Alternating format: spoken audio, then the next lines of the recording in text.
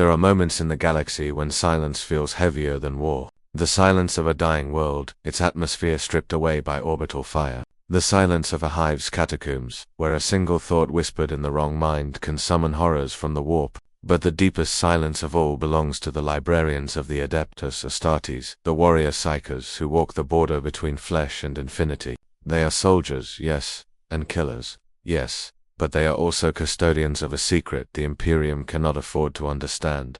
For every bolt of lightning they cast, every demon they banish, there is something they never speak of, a truth they glimpse when they close their eyes and feel the warp breathe against their soul. It is the truth of knowledge that does not belong to man, of thought that burns brighter than suns. It is the truth that the Emperor himself once glimpsed, and never dared to teach.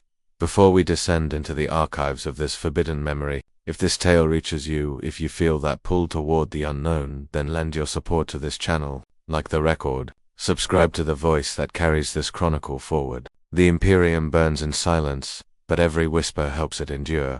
Now, open the Librarius doors. The wards flicker, the air thickens with psychic residue. Let us see what it costs to remember what should never have been known. The thunder of the launch bay was sacred. Each vibration through the deck plates carried memory of wars fought, of names forgotten, of prayers whispered over the black shells of drop pods before they were hurled into the stars. Within that sound, Librarian Kael Voran stood perfectly still. The air around him shimmered faintly, bending as though resisting the gravity of his thought. The armorers had finished an hour ago. His psychic hood sat locked into the gorget of his armor, cables binding it to the cranial ports along his skull. The ceramite was the color of midnight steel, trimmed in the blue of his chapter, the sigil of the ultramarines shining faintly under the dim lumen glow. His gauntleted hands rested on the haft of his force staff, its head carved into a double spiral of metal, one helix of silver, one of black adamantine, a prayer for balance, a reminder that control was never complete. Around him, serfs moved with ritual precision, their eyes blindfolded with cloth marked in warning sigils. No mortal gaze was permitted to linger upon the unshielded mind of a librarian during meditation. They murmured canticles of containment as they passed, sprinkling sanctified oils on the floor and tracing circles in salt where his boots had stood. The rituals were older than understanding, yet Kael obeyed their rhythm, not from faith, but from necessity. Order was a fortress built against the ocean of his own thoughts. The strike cruiser, Valinor's Wrath, floated above a nameless moon, its hull scarred by years of crusade. Through the narrow vision slit of the chamber, Kael could see the distant curve of a planet below green ones, now blackened by war. He had read the reports, a hive world brought to ruin by Genestealer infestation, its final bastion collapsing beneath imperial bombardment. Cleansing duty, no glory, no victory, only erasure. But something about this campaign disturbed him more than the rest. The silence before every order, the unspoken tension even among his battle brothers. They did not meet his gaze when he entered. Even among Astartes, a psycho was half-trusted, half-feared. He could feel their minds at the edge of perception, each one a steady flame behind walls of discipline and faith. But between those flames were shadows, small and restless. Doubt, memory, regret. He felt them as vibrations through the air, as if thought itself had texture. His duty was to shield his brothers from the storm beyond the veil, yet the greater battle was always inward, to shield himself from them. The unguarded mind of a space marine could crush a lesser man. The unguarded mind of a librarian could burn a world. He closed his eyes. The warp pressed against him like breath against glass, invisible, immense, always hungry. It whispered with familiar voices, a chorus of everything he had tried to forget. He could almost hear them now, the laughter of his brothers long dead, the prayers of serfs dissolved in plasma fire, the mechanical hum of the chapter's librarium where he had first taken the oath of sanction. Remember, Kael, the voice of his old master echoed, that knowledge is a weapon, and weapons, once drawn, never rest again. He breathed out, long and steady. Emperor preserve me, he murmured, from the clarity of my own mind. The drop alarm began to sound. The strike squads assembled in the hangar below, rows of armored figures reciting the litany of readiness in unison. Kael moved among them, his presence like a cold wind. They felt him approach before they saw him, their psychic hoods filtering the faint tremor of his aura. Captain Severon greeted him with a curt nod. Brother Librarian, he said, his voice filtered through vox. Your mind is our shield. The Xenos below have nested deep. We strike hard and end this infection before it spreads. Kael inclined his head. And if the infection has already reached the mind, Severan's visor turned toward him, the faint reflection of blue light in its curve. Then burn it, Kale. Burn everything. The words fell like a verdict. The captain turned away, issuing deployment orders. Kale followed in silence. Stepping into the waiting pod, the walls closed around him, sealing the small space in complete darkness. He felt the magnetic clamps engaged, the tension of launch building beneath his feet. In that blackness, the warp pressed closer. It was not the scream of demons this time, nor the chaotic roar of temptation. It was something quieter, more intimate, a whisper just behind his thoughts. You remember me. The voice was feminine, soft, neither cruel nor kind. For an instant, Kale saw light, a spiral of gold and azure, fractal and infinite. The image vanished before he could grasp it. He slammed the psychic barriers around his mind shut, locking the intrusion behind walls of force. Sweat beaded beneath his collar. Unclean echo, he muttered, begone. But even as he said it, he felt the echo remain, nestled deep in the folds of his consciousness. A memory that was not his. The drop pod launched. Fire screamed across the hull as they tore through the atmosphere. The impact came like a god's hammer. The doors burst open, and Kale strode into hell.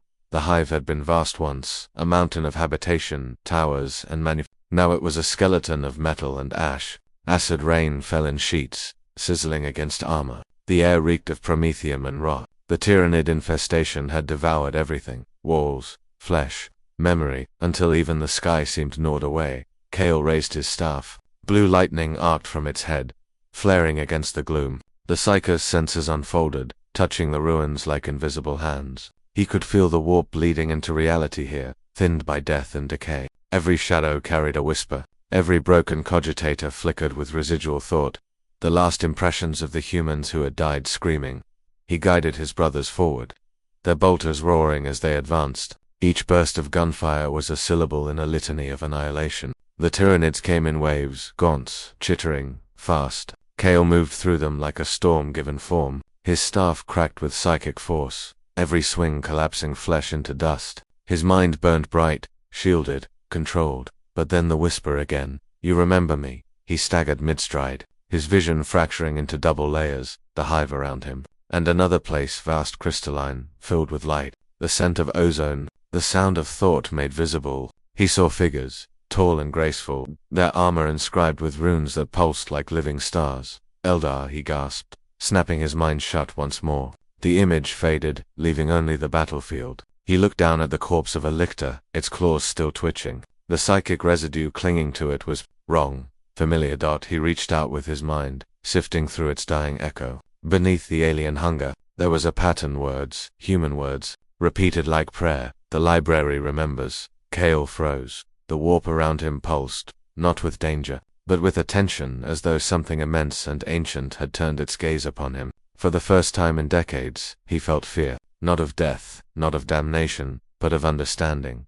He ordered the squad to regroup. They fought their way to the hive's heart, where the infestation was thickest. The structure there was not Tyranid-made. It was older, the remains of an ancient temple, its walls covered in sigils long buried beneath industrial decay. The psychic presence grew stronger. The very air shimmered with light invisible to mortal eyes. Kale approached the altar. His staff hummed. The runes across his armor flickered. When his hand touched the surface, he saw everything. A vision flooded his mind, a vast archive suspended in the void, towers of glass and shadows stretching beyond sight. Spirits moved between them, not ghosts, but memories, each carrying fragments of knowledge too dangerous to exist. A library beyond time, and within it, something stirred, a presence that recognized him. You are not ready, it said. But you are chosen, Kale screamed. His brothers rushed to his side, dragging him from the altar as his body convulsed. Lightning crackled from his armor, frying the ground beneath him. The psychic backlash spread through the squad. One Marine fell dead instantly.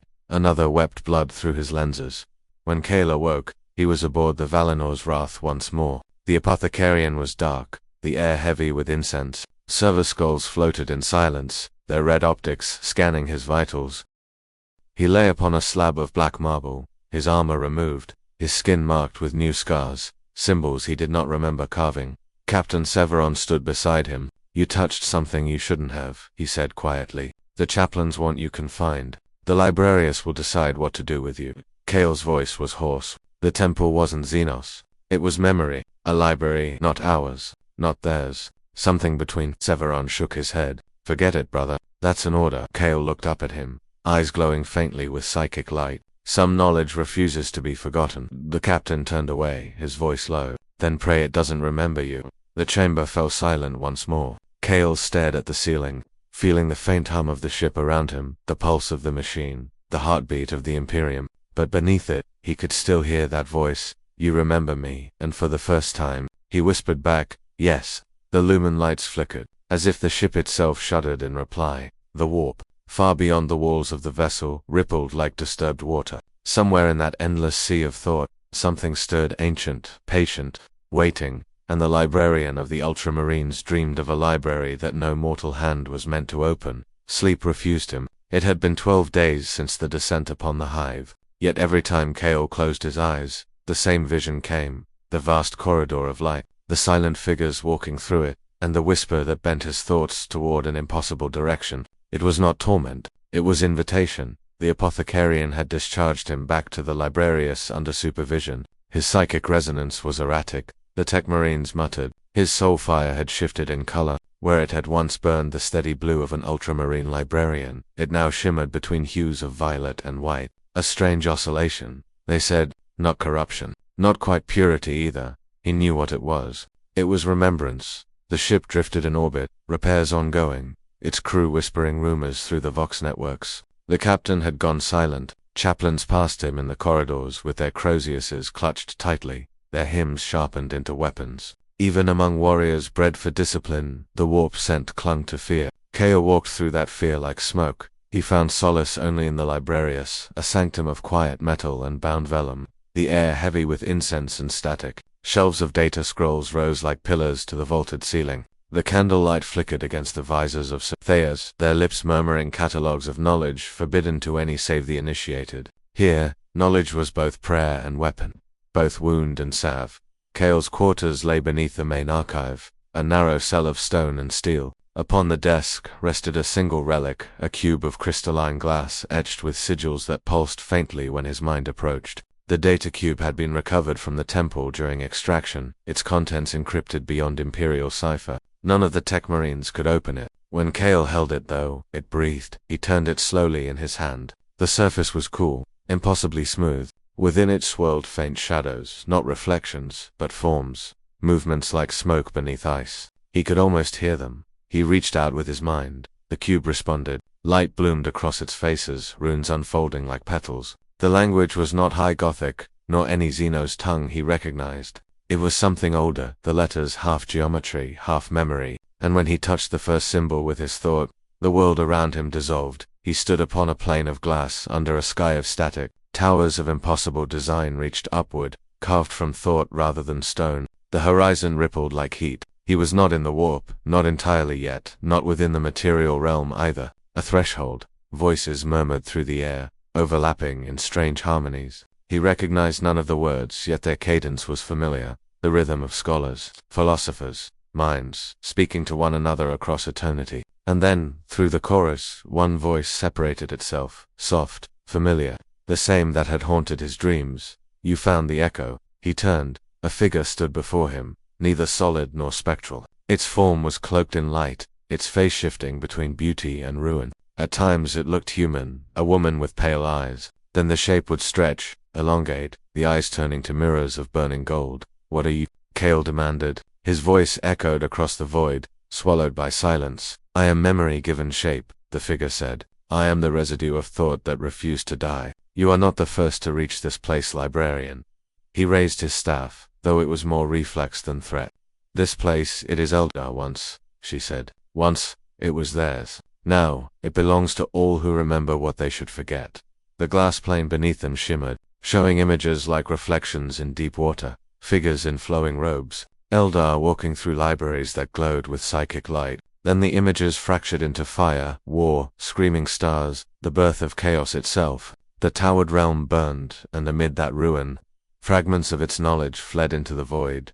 When the Eldar gods died, the voice continued, their knowledge sought refuge. Some of it found sanctuary within the Black Library. Some of it found us. Kale felt his heart hammer against his chest. The Black Library is myth, the Eldar's last refuge against their own damnation, and yet you stand in its reflection. the landscape shifted again. He saw corridors of crystal filled with shelves that seemed to extend into infinity, each holding tomes bound in skin, metal, light. He saw the librarians of the Astartes human now, walking those halls in dreams, their armor cracked, their eyes glowing with alien fire. He saw himself. Then suddenly, the vision collapsed. He gasped as the cube went dark, the world snapping back to his small, candlelit cell. His breath came in ragged pulls. His gauntlets shook as he set the relic down. The smell of ozone filled the air, the aftertaste of psychic exertion. For a long moment, he simply sat, staring at the cube. His mind throbbed with residual echo. The figure's words haunted him. Some of it found us. A knock came at the door. It was Chaplain Veron, his skull helm gleaming like polished bone. "Librarian Kale," he intoned. "The captain requires your report." Kale nodded, masking his tremor. "Of course, father." He followed the chaplain through the corridors, the hum of engines steady beneath their boots. The Valinor's wrath was preparing for warp translation back to Macragge, yet the ship felt uneasy as though its machine spirit knew more than it wished to confess. They entered the Stratageum, where Captain Severin stood before a holographic display of the system. "You've been silent since the engagement," the captain said without turning. "The apothecary's report, your humors are stable, but your mind..." Kale met his gaze. "My mind sees too much, Captain. That is its curse." Severin turned, his features hard. "We do not traffic in riddles. Did you find the source of the psychic resonance?" Kale hesitated. "It was not Tyranid, not human, I believe. It was Eldar, a remnant, perhaps, of their lost knowledge." The chaplain's crozier thudded against the deck. "Heresy," he growled. "No knowledge of Xeno's origin may be enough," the captain snapped. His voice was low, but edged with steel. "If it aids our understanding of the enemy, it will be examined." "Continue, Kale." The librarian nodded. "There was a construct, a cube. I recovered it. It contained something, living, a record, or a will. It spoke of memory, of a place that remembers thought itself. I believe it is linked to the Black Library." The room fell silent. Even the hololith seemed to flicker in response. The chaplain crossed himself with the Aquila. "That library is an abomination, a trap woven by Xenos to devour the minds of men. You should have destroyed it." "I tried," Kale said. "It would not burn." Severin's jaw tightened. "Then it will be secured, under watch, until we return to Macragge." Kale bowed his head. "As you command, my captain." He turned to leave, but as he did, he felt something stir within the cube, not in his hand now, but in his mind. A faint pulse of recognition, a whisper, "They are afraid of what you remember." That night he returned to his cell. He sealed the door and deactivated the monitoring cell. Alone in the half-dark, he held the cube once more.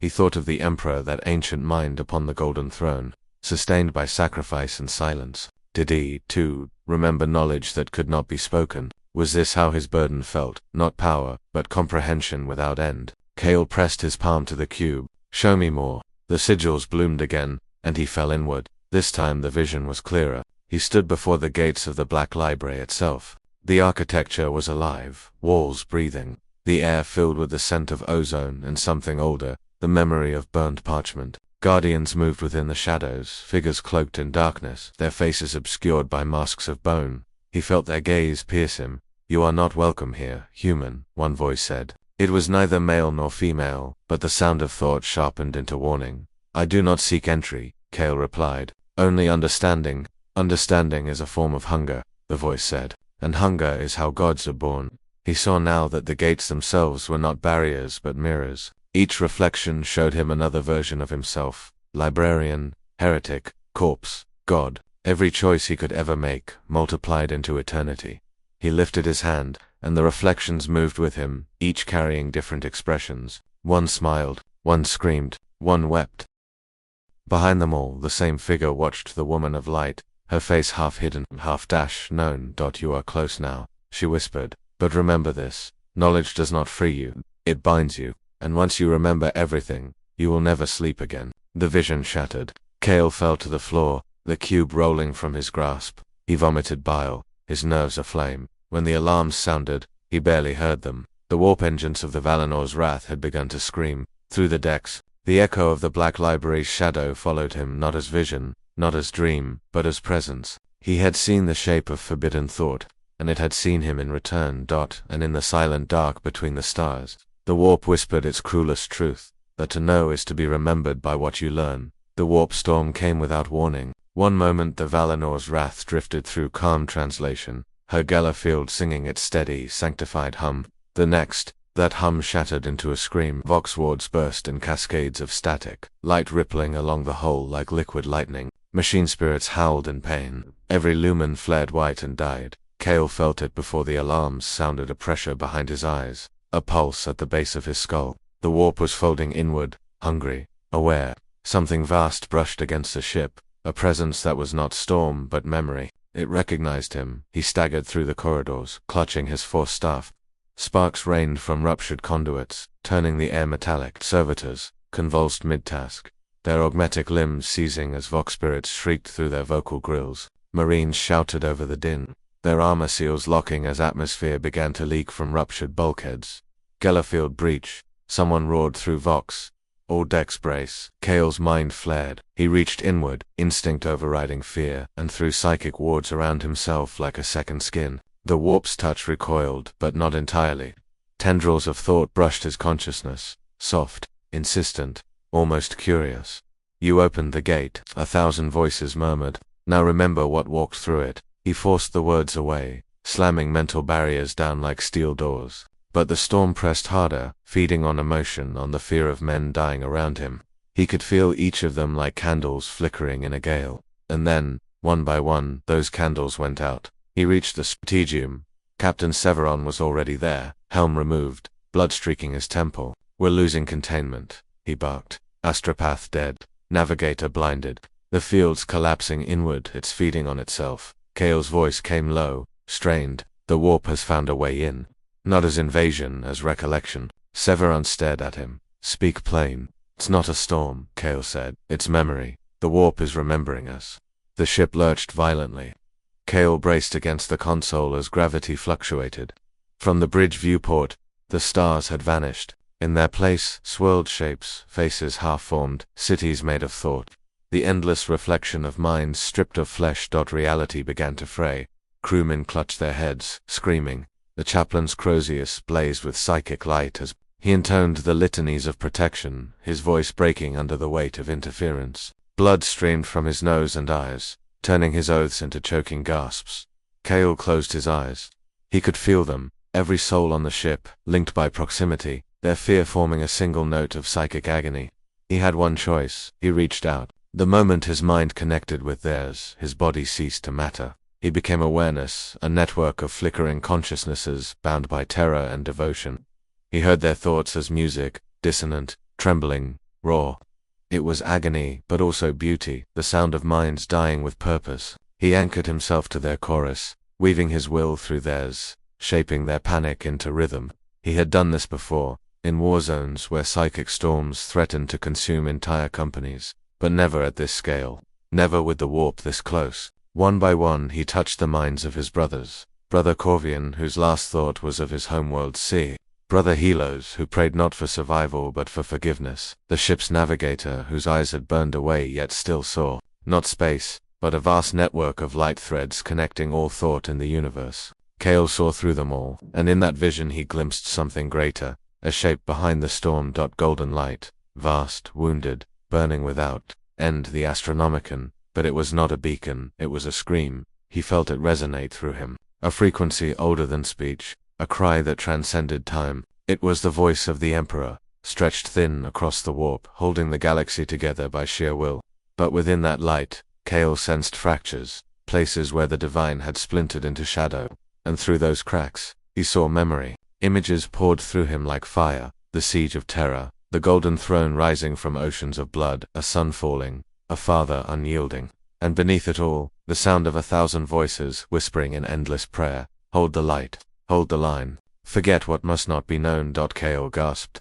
You're still there, he whispered. You see everything. But the light answered not as God, but as thought, cold, weary, infinite, not seeing, remembering that the words shook him to his core. The warp storm outside the ship roared in harmony with the Emperor's voice, a symphony of dying minds merging into one endless note. The bridge began to disintegrate. The walls peeled apart like wet parchment, revealing corridors that led nowhere, steps that ascended into stars. The warp had merged with the ship's structure, memory rewriting matter. Cale could see it happening, physical law eroding, time folding into loops of recollection. He realized then that the choir he had joined, the dying minds of the crew, was not an act of salvation, it was the price of remembrance. Each soul that perished in his embrace added its thought to the storm, strengthening it. The warp was feeding on memory, just as it fed on emotion. He could not stop it, but he could shape it. He took a breath that was not breath at all, and focused. The storm's energy flowed through him like molten gold, threatening to dissolve what was left of his humanity. He anchored himself to one thought, the memory of his oath upon Macragge, spoken before the relics of Guilliman himself. We are the sons of Ultra. Knowledge is our weapon, but wisdom is our shield. He repeated it again and again, until it became rhythm. The choir followed, their collective agony transmuting into a psalm. The storm's resonance shifted, its hunger confused by structure, by discipline, and then, through that fragile order, a new voice spoke. You cannot cage memory, Kale. He knew it instantly. The woman of light, the echo from the cube, from his dreams. Her voice wove through the choir like a melody, rising above the Emperor's static roar. You, he said, his voice trembling, you brought this. I only revealed it. The warp is not chaos. It is recollection, the memory of all minds, living and dead. You humans built walls against it, but your walls remember you too. The storm is killing them. No, they are becoming what they already were. He saw it then, the truth behind her words. The crew of the Valinor's wrath were not being consumed. They were being recorded. Each dying thought imprinted upon the warp like ink on endless parchment. The Emperor's light itself was a library of souls, each one fueling the beacon by the act of remembering. The realization cut deeper than any blade. This is what librarians are, he whispered. Custodians of thought, keepers of the memory that kills us. The voice softened. Now you understand why the Eldar hid their library in shadow. Knowledge must never sleep, Kale. It only dreams of silence. The warp flickered. The choir began to fade, their final notes dissolving into peace. The ship's Gellerfield reactivated, a low hum spreading through the decks. The storm receded like a tide retreating from shore. When Kale opened his eyes, he was lying on the deck of the bridge. The consoles burned, the crew dead. Only the captain and the chaplain remained, battered, bloodied, alive. Savran's voice was barely a whisper. What did you do? Kale looked around at the wreckage, the silence so complete it felt sacred. I remembered. The captain's gaze was hollow. The warp spared us. Kale shook his head slowly. No, it recorded us. Through the viewport, the stars shimmered faintly. The Valinor's wrath drifted once more in real space. Engines dead, hull cracked but whole. In the void around them, echoes of light hung suspended, ghostly silhouettes of figures, frozen mid-prayer, the choir of the dying mind, immortalized in psychic reflection. Kale stood, his armor scorched, his skin pale as ash.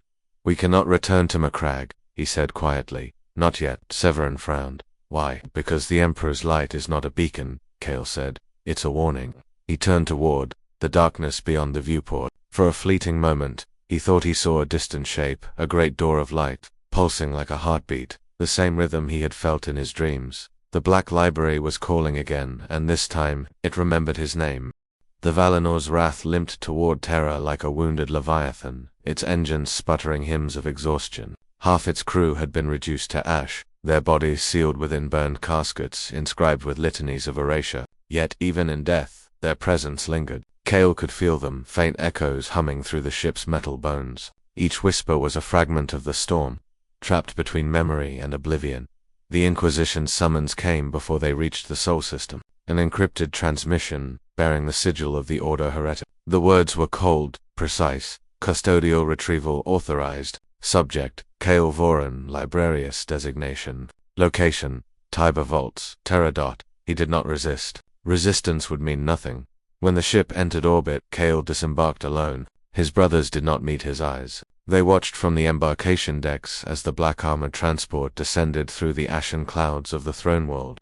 Engines cutting through the golden haze of unending dusk. Terra was not a planet. It was a tomb wearing the mask of a god. The sky was a ceiling of dust and incense. The air, thick with the smell of oil and sanctity. From orbit, the lights of its hives looked like neural pathways across a colossal brain. Everything here thought, everything here remembered that the transport pierced through layers of defense, void shields, orbital cathedrals, defense platforms humming with faith-born weaponry. When it landed upon the marble causeway of the Imperial Palace, Kale felt the weight of the planet's soul pressing against him. The Emperor's will radiated even here, buried under oceans of silence. They came for him in gold. A custodian guard, his armor reflecting the light of 1,000 votive candles, stood before the ramp. His voice was not command, but declaration. "You will follow," Kale nodded, stepping down onto the polished stone. The surface beneath his boots was engraved with scripture, every word and name of someone who had died in the Emperor's service. The custodian led him through archways large enough to swallow ships, past legions of statues that might once have been men.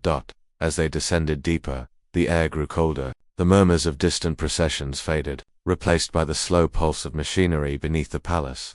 The heartbeats of the golden throne itself. At last they reached the Tiber vaults. The chamber was carved from obsidian, its walls lined with containment sarcophagi, psychic coffins humming with power. Each coffin bore a single sigil, the Librarian seal of a space marine chapter long dead. Kale felt the psychic residue bleed from them like mist. The souls within were silent, but not gone.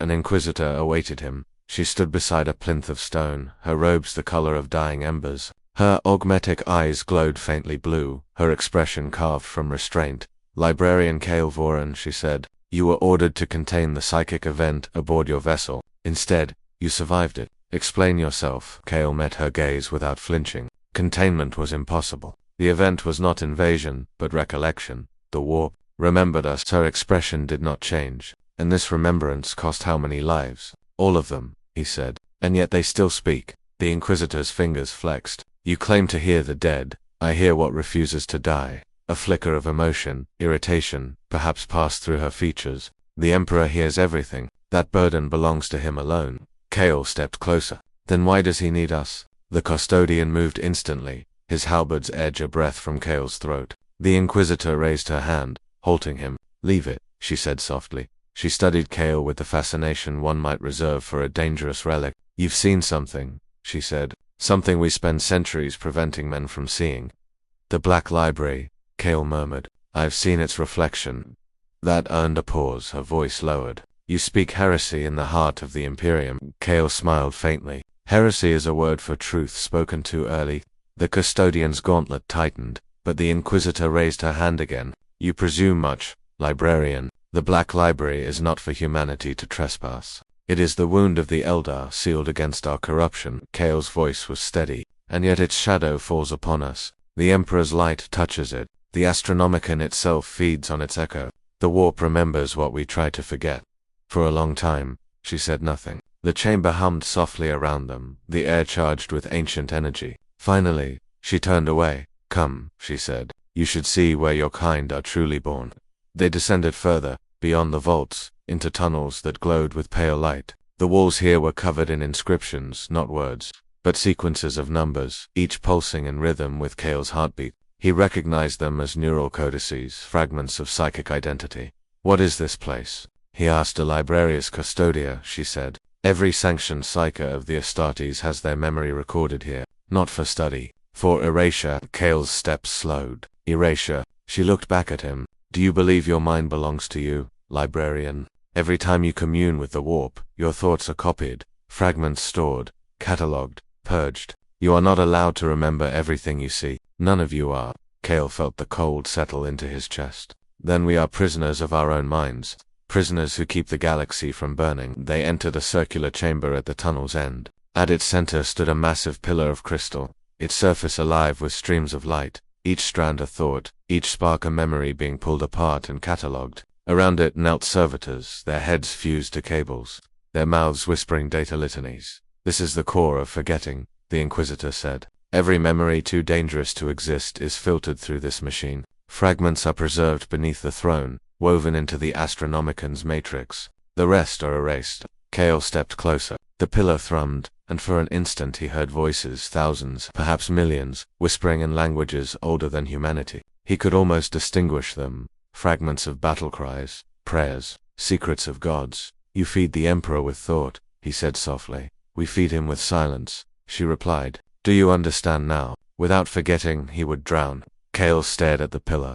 "And what happens to those who remember?" Her gaze hardened. "They cease to be." The custodian's halberd turned, its blade crackling with restrained power. Kale closed his eyes. He had expected this. But as the weapon hummed toward his neck, the pillar of memory behind them flared. bright enough to blind. The chamber shook. Voices screamed through the air, not in pain, but in awakening. The core of forgetting trembled as fragments within it reconnected, drawn toward Kale like iron to a magnet. The Inquisitor stumbled back. "What have you done?" Kale's voice was calm. "I remembered." The light enveloped him, and for a heartbeat, he was everywhere, within the archives of the Librarians, within the dying minds of his brothers, within the echo of the Emperor himself. He saw the pattern. Every forgotten thought was not destroyed, but collected. And beneath the golden throne, something vast stirred, a network of memory so old it had learned to think. The Inquisitor shouted for the custodian, but her words were lost in the roar. Kale turned toward her, eyes burning with light. "You have buried too much truth beneath your faith. It remembers you now." The core shattered. Light spilt through the chamber like a flood, erasing shadow, erasing silence. Kale's body dissolved into energy. His consciousness pulled downward past the vaults, past the stone, into the endless depth beneath the throne. He fell through a sea of memories, a billion lives whispering fragments of forgotten prayers. And somewhere, in that ocean of thought, a voice welcomed him. "Welcome home, custodian of forgetting." He opened his eyes to find himself standing upon an expanse of black glass, stretching to infinity. Above him loomed the golden throne, but not as metal. It was a sun burning, chained, infinite. Every beam of its light was a memory, and every shadow beneath it a secret. Kale understood then what the Emperor truly was. Not only a god of mankind, but the final librarian, the keeper of every memory humanity was too afraid to keep. And Kale, by remembering, had joined him. Kale's first sensation was light, not warmth, not brilliance, but weight. It pressed against him as though illumination had become substance, as if every photon carried judgment. He could not breathe, but he did not suffocate. He could not move, but his mind flowed outward, spreading across a landscape that was not matter, yet more real than any he had ever known.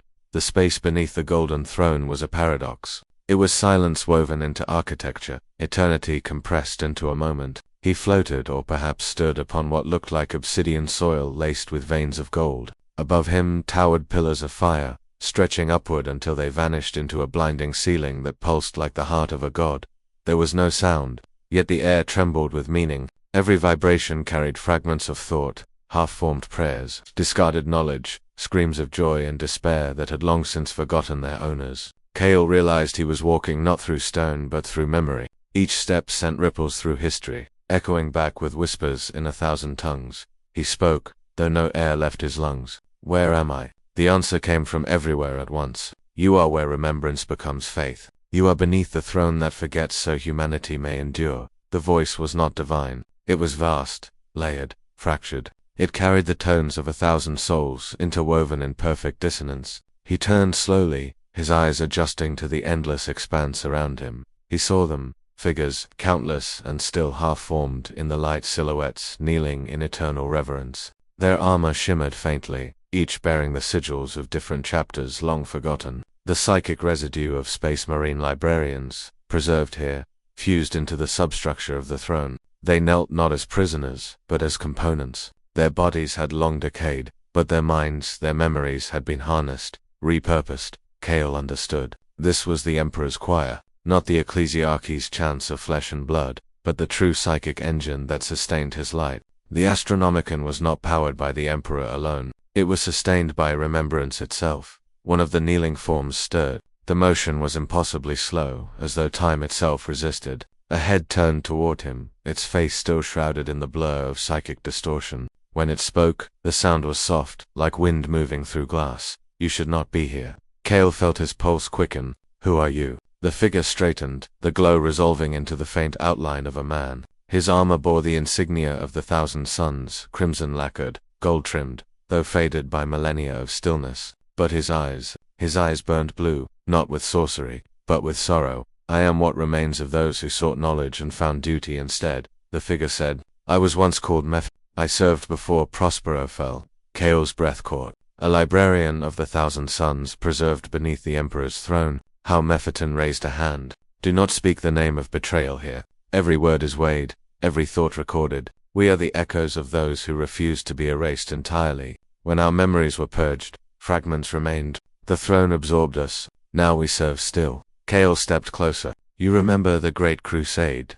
"I remember its taste," Mephiton said. I remember the sound of cities dying in silence, but I do not remember my own name, only what it meant. Then this is damnation.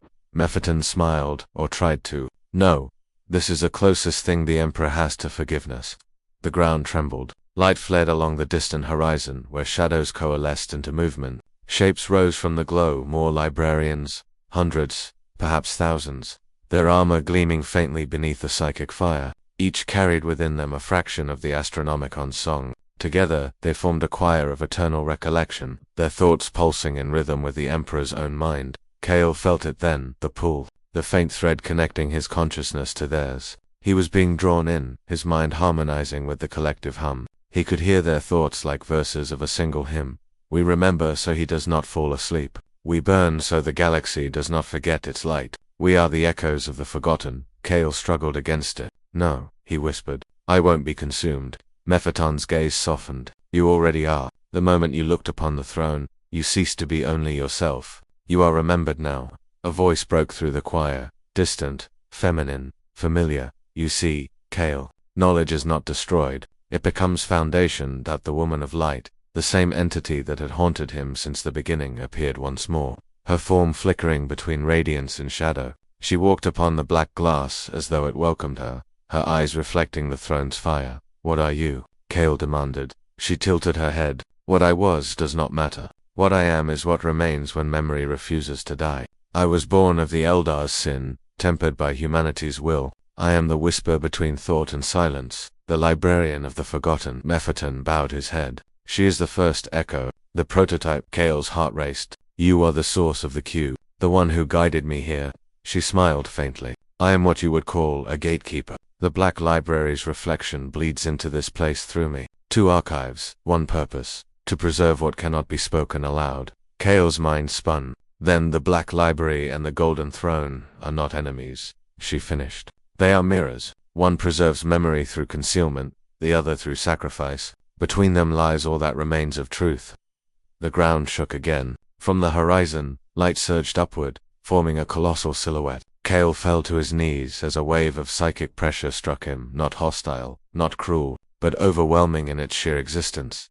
The silhouette stepped forward, its edges dissolving into radiance. It was him, not as man, not as god, but as presence. The Emperor's thought radiated across the chamber, vast and impossible, fracturing space with every pulse. Cale's mind bent beneath the weight, his consciousness splitting into fragments just to comprehend a fraction of it. He saw galaxies reflected in that light, histories rewritten, futures collapsing, and then, within that immensity, a thought brushed against his own. You seek to understand what must be endured. Cale tried to speak, but his words died. The voice continued, not in sound, but in meaning. You call yourself librarian. Then remember this. Knowledge is not illumination. It is endurance. To know the truth of man is to carry his despair and remain unbroken.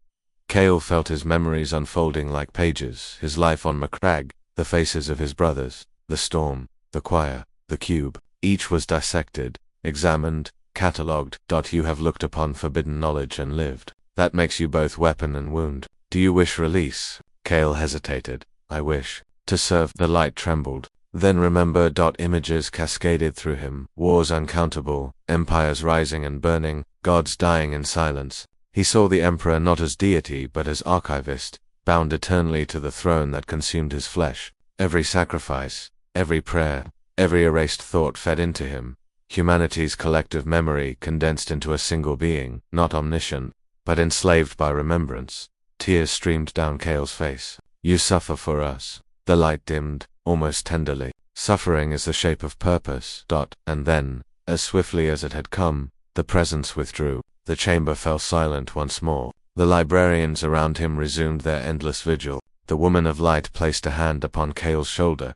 You have seen what no mortal mind should, she said. You may yet ascend or fall depending on what you choose to forget. Cale looked up. And if I choose to remember everything, her smile was sorrowful. Then you will never die. Mephiton stepped forward. The Emperor does not need worshippers, Cale. He needs custodians. Those who remember enough to rebuild when this age burns away. Cale gazed upward at the golden horizon. Then let me serve as memory.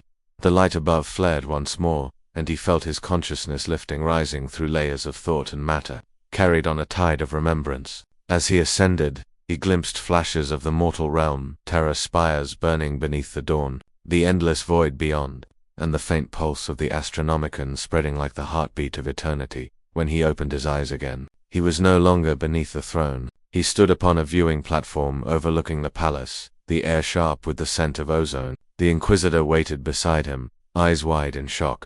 "You were gone," she whispered. "For 7 days." Cale turned to her, his face calm, his eyes glowing faintly gold. "I was never gone. I was beneath the light that remembers." She studied him, uncertain whether she was speaking to man or myth. "What did you see?" Cale looked toward the distant horizon where the Astronomicon pulsed, steady as breath. "The Emperor does not ask for faith," he said quietly. "He asks for remembrance. And one day, when his light fades, someone must remember how to reignite it." The wind stirred his robes. Far below, pilgrims moved like rivers of dust, their prayers rising in waves. Cale closed his eyes, feeling their voices join the song that echoed within him. The choir of the dying mind, the librarians beneath the throne, the whispers of the Black Library, all parts of the same eternal archive. He understood now. Knowledge was not forbidden. It was waiting, and it remembered his name.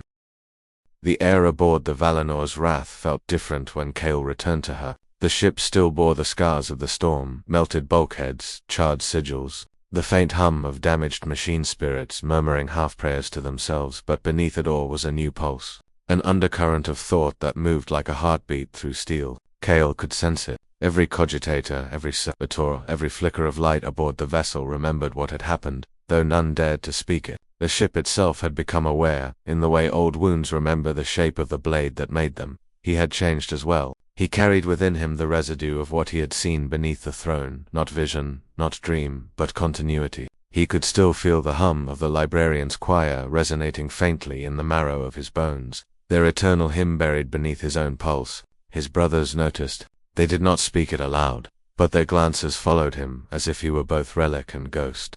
The Inquisitor had given him her silence as permission, which was the closest thing to mercy the Ordo ever offered. "You have been marked," she had told him before he departed Terra. "Not as saint, nor as traitor. You exist now in the threshold between remembrance and command. Walk carefully. There are those who would kill for what you carry, and more who would worship it." Cale did not ask who she meant. He already knew. It began quietly, as most wars of the unseen do, a ripple through the Inquisition's internal vox, the vanishing of archives from secured data, the reclassification of librarian orders under the term psychic containment assets, a word that stripped away humanity with bureaucratic precision. Soon afterward, the Mechanicus sent emissaries, red-robed magi, bearing vox skulls that chattered binary blessings. They came not as allies, but as claimants. Cale met one of them in the ship's chapel, where the flickering light of burning promethium cast the Imperial Aquila in distorted shadow. The Magos introduced himself as Rifak, fabricator of the Martian Collegiate, his flesh half replaced with humming circuitry. "We have studied your resonance," the Mechanicus intoned, its voice layered with modulation. "Your neural signature matches the forbidden data recovered from the black vaults of Luna. You contain a pattern of impossible structure, an echo of the Astronomicon's subfield lattice." Cale's hand brushed the hilt of his foresword. "Say plainly what you mean."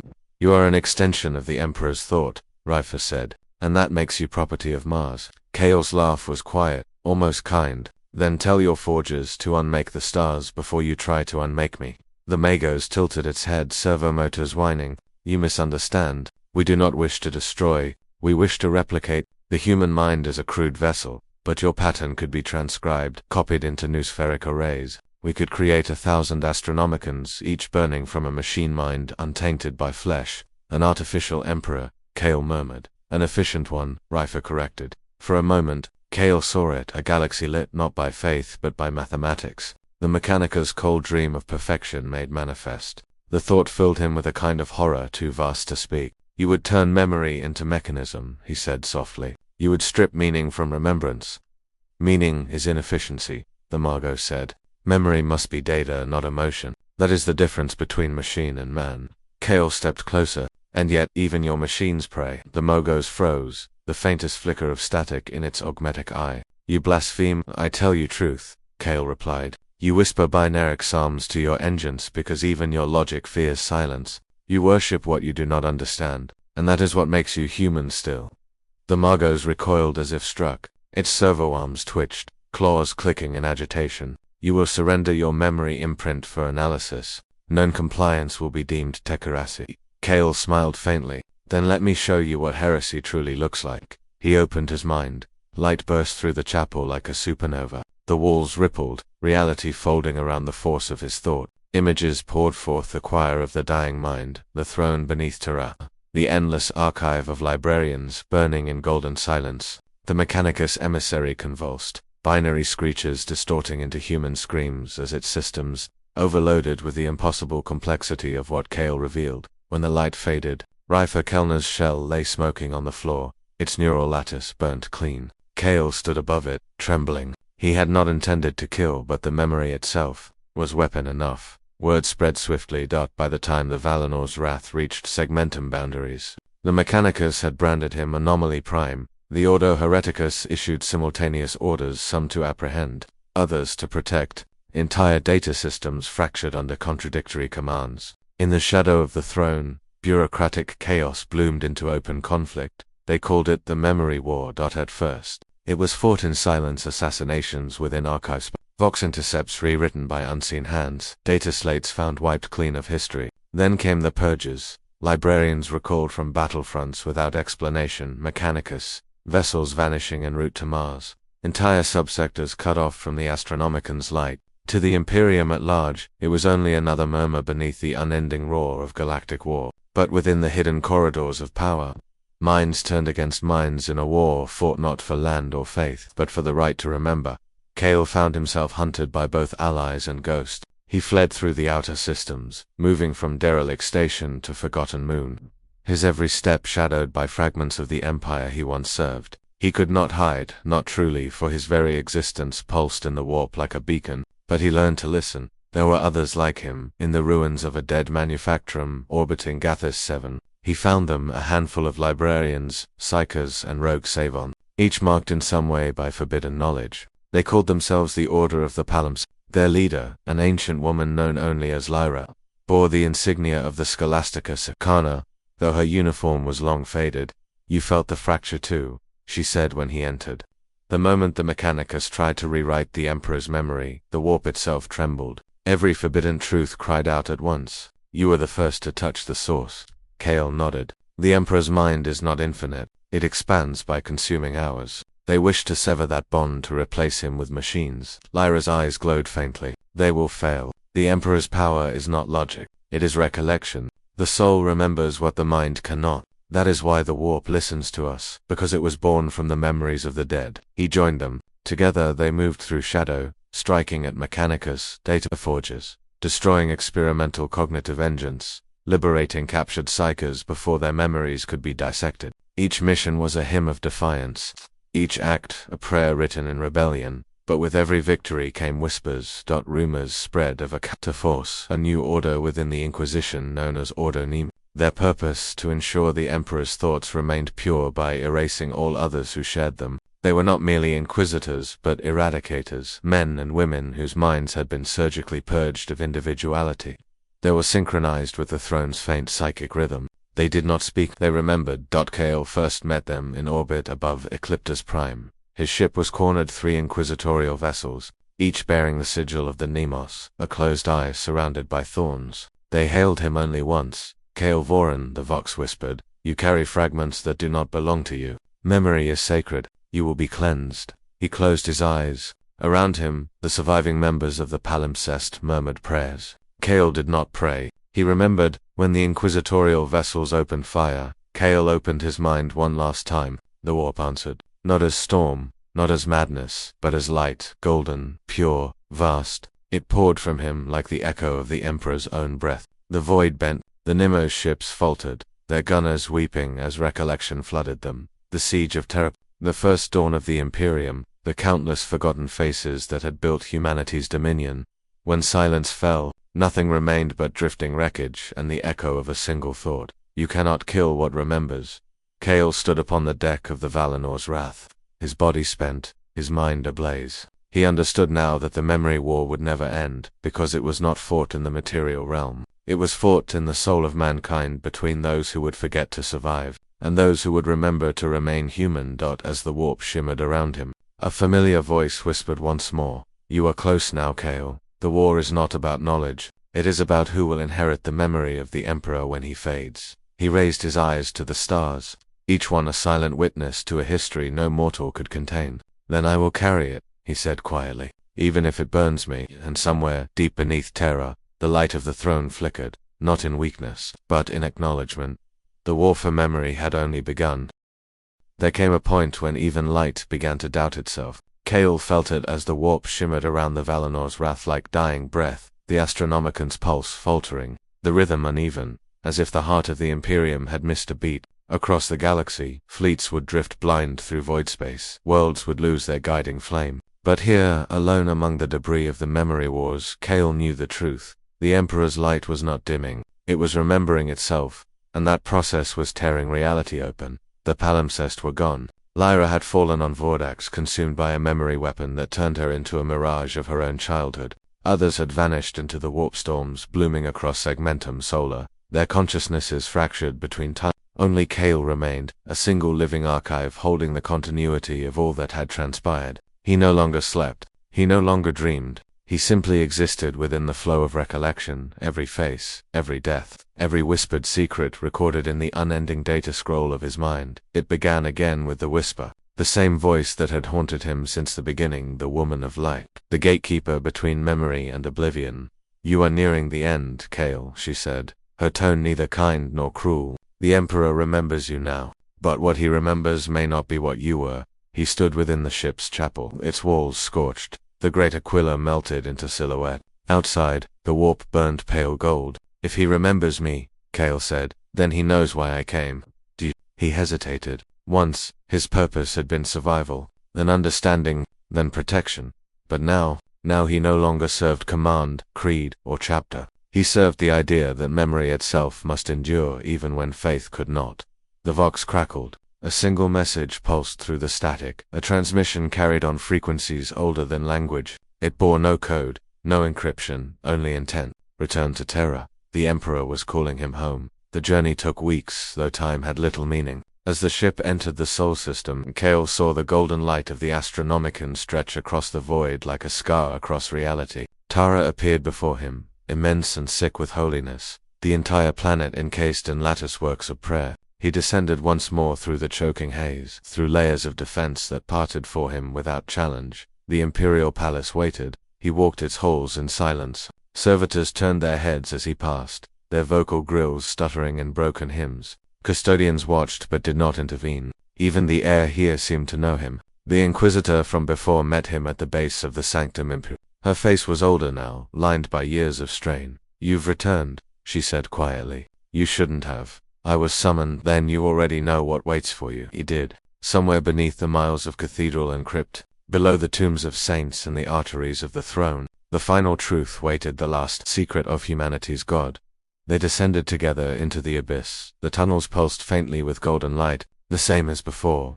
But now that light flickered as though the Emperor himself were uncertain. The air smelled of oil, incense, and something older, the scent of burnt parchment, the ashes of words erased from history. When they reached the core of forgetting, it was changed. The great crystalline pillar had cracked. Its servitors hung motionless, their minds overloaded. Streams of memory spilled freely from the fracture, swirling through the air as luminous dust. Kale reached out and touched a single mote, and the past rushed through him.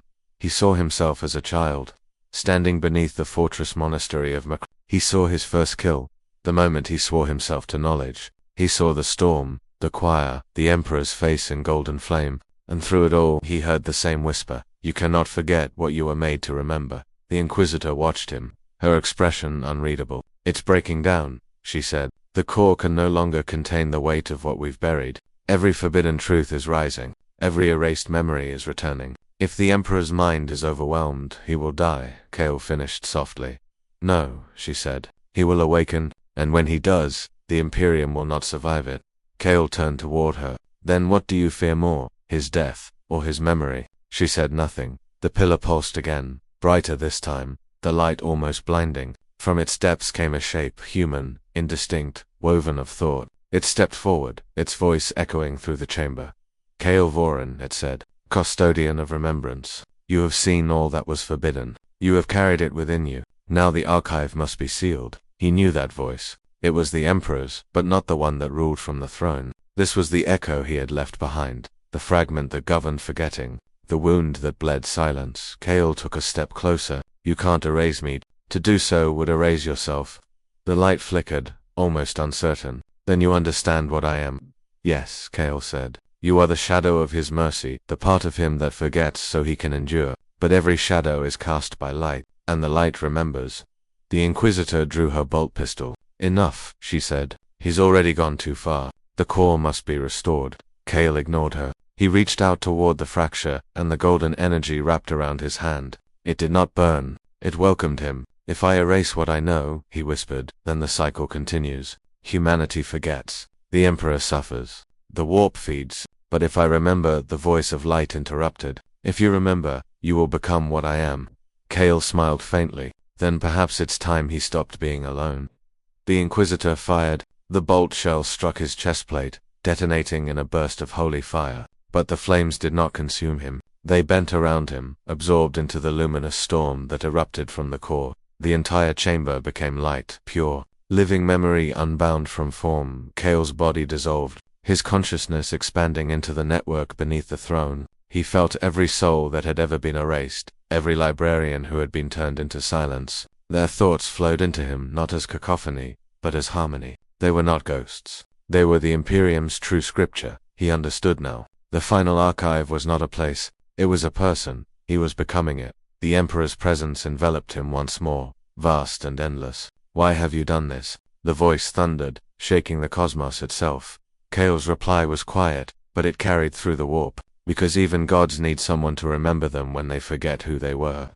The throne shuddered. Across the galaxy, the Astronomicon flared brighter than it had in 10,000 years. Ships lost in the warp glimpsed it as a second sun, a golden wound carved into reality. For a heartbeat, every human who prayed felt the warmth of something vast turning its gaze upon them, not as ruler, not as judge, but as witness. Kale saw everything, the rise and fall of empires, the laughter of children on worlds long turned to dust, the birth of stars, the death of gods, and through it all he felt peace. Then the light dimmed. When the Inquisitor opened her eyes, she was alone. The core of forgetting was gone, replaced by a single figure kneeling where Kale had stood, a statue of black glass, its face serene, its hand pressed against its heart. Beneath the statue words shimmered faintly, etched in no known language. They said only this: he remembers for us, above terror. The Astronomicon burned steady once more. The custodians whispered that something within the throne had changed. The Emperor's expression, once locked in agony, now seemed almost calm. The Inquisition sealed all records of Kale Voran, erasing his existence from every archive. But those who had fought in the memory wars felt him still in dreams, in silence, in the faint pulse of gold behind their eyes. And sometimes, when the warp was quiet, they swore they heard a voice. I remember you.